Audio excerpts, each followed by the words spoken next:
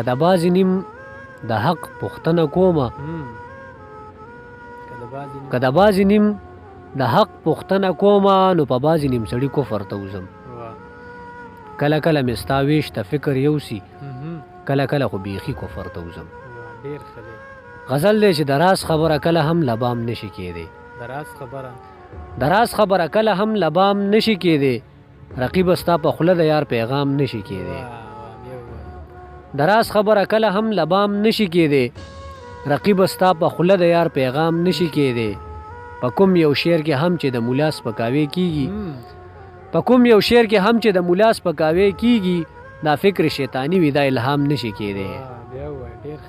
په کوم یو شعر کې هم چې د مولا سپکاوی کېږي دا فکر شیطانی وي دا الهام نشي کېدی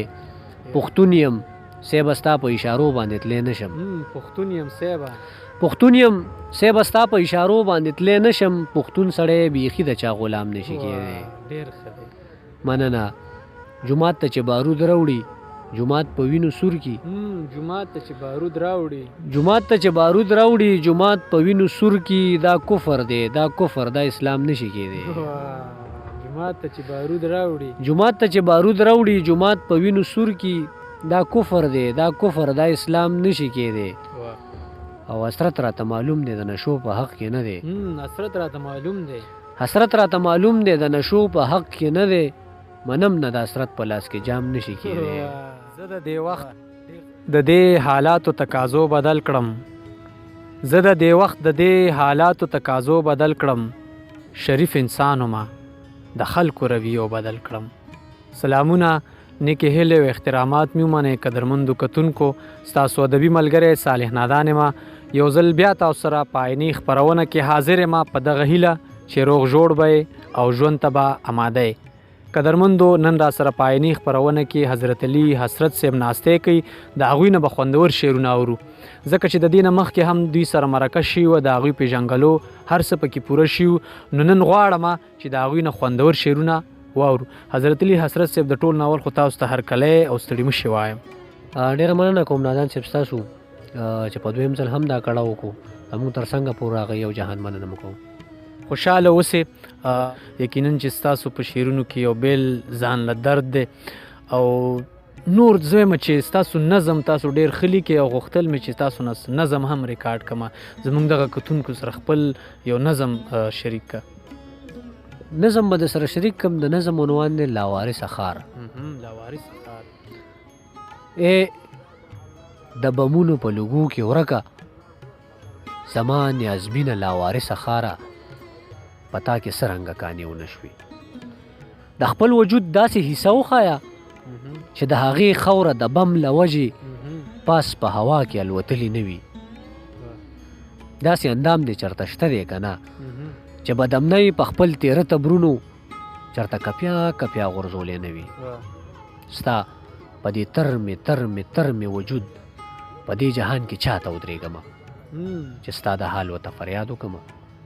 پتا ماتم د پاره هیڅ څوک نشته نه داسې نه ده چې زه ویرېدم له دې خړسرو بې ضمیرو خلکو څوک چې پتا کې دا بارود خوروي خو زه فساد پیدا کول نه غواړم امن پسند یم زه امن غواړم ستا په سینه که شاعران پیدا دي هغوی ته هم په سترګو چتې ناست دي پتا کې جوړه دا غوغا نه ویني ورته چې ګورم غرضي کاڼه دي د بم درزا د خلکو چغې نه اوري خو چې قلم واخلي مولا سپکوي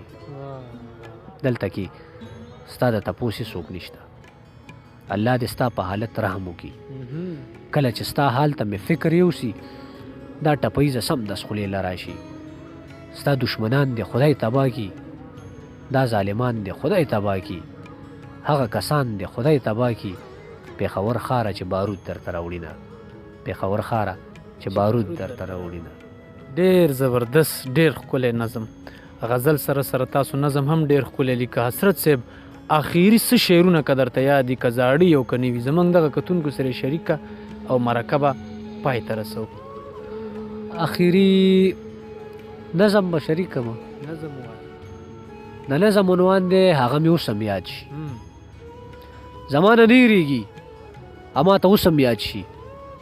د غربت وختونه د نیستۍ وختونه زمانه نه هېرېږي اما ته اوس هم یاد شي اما ته اوس هم یاد شي لنډې تنګې جامې هغه شلېدلې جامې بې تڼو لستوڼي هغه شلېدلی پیزار عطر ترخونو ساخي هغه شلېدلې پنسې زما نه نه هېرېږي اما ته اوس هم یاد شي اما ته اوس هم یاد شي چې د غربت دوړه وه زمونږ په ولو پرتا ماما به نه یادولو کاکا په ترس تلو رانه رشته یې نه پالله رشته پیغورو راته چا به ګاونډ نه کو ګاونډ پیغورو راته زما نه نه هېرېږي اما ته اوس هم یاد شي اما ته اوس هم یاد شي ورکوټی ورورو زما څه بیماری نیولې چا یې تپوس نه کو مور ورته زړه خوړلو د څو پیسو د لاسه د مجبورو د لاسه د بېوسۍ د لاسه د دې دنیا نه لاړه زما نه نه هېرېږي اما ته اوس هم یاد شي اما ته اوس هم یاد شي د مور سوری لوپټه هغه چاودلې پوندې په معمولي خبره د خانانو رټل زما نه نه هېرېږي اما ته اوس هم یاد شي اما ته اوس هم یاد شي د خان بچو خوړلې پاتې شونکې خوراک موږ به راواغستلو ورته به کېناستلو سم په حملو به م خوړو خان به ویلې راته تاسو خوراک چې کوئ سړي ته زړه خراب شي